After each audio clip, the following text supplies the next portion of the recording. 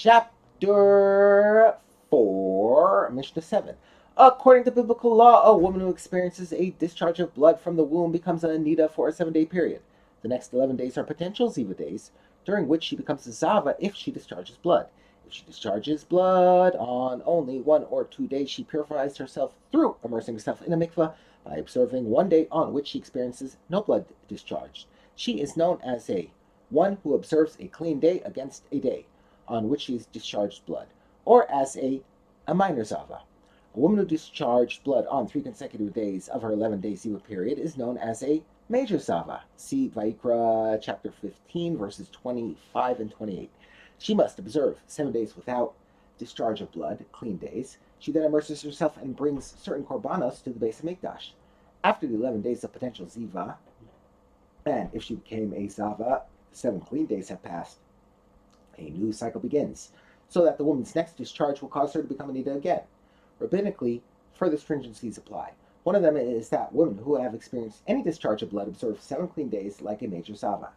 The Mishnah discusses the obligation of a woman to examine herself during the various stages of her menstrual cycle. Throughout all 11 days of potential Ziva, a woman is presumed to be tahor. It is unusual for a woman to experience a blood flow during that time. Therefore, she is not required to examine herself before handling tahoros to see if she experienced a discharge. However, once her potential Ziva days have passed, and she is once more fit to become a Niddah, she is required to examine herself before handling tahoros. The Mishnah discusses the law in a case where she did not perform the required examination. If she sat, i.e., she let the time of the required examination pass without examining herself, whether she either mistakenly, through an unavoidable circumstance, or intentionally did not examine herself, she is nevertheless tahor. The law is more stringent, though, when a woman's fixed menstrual period has arrived. If the time for her fixed period arrived and she did not examine herself, she is presumed tameh.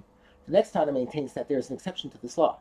Rabbi Meir says if a woman was in a hiding place and the time for her fixed period arrived and she did not examine herself, she is presumed to be tahor, because fear stops the discharge of blood.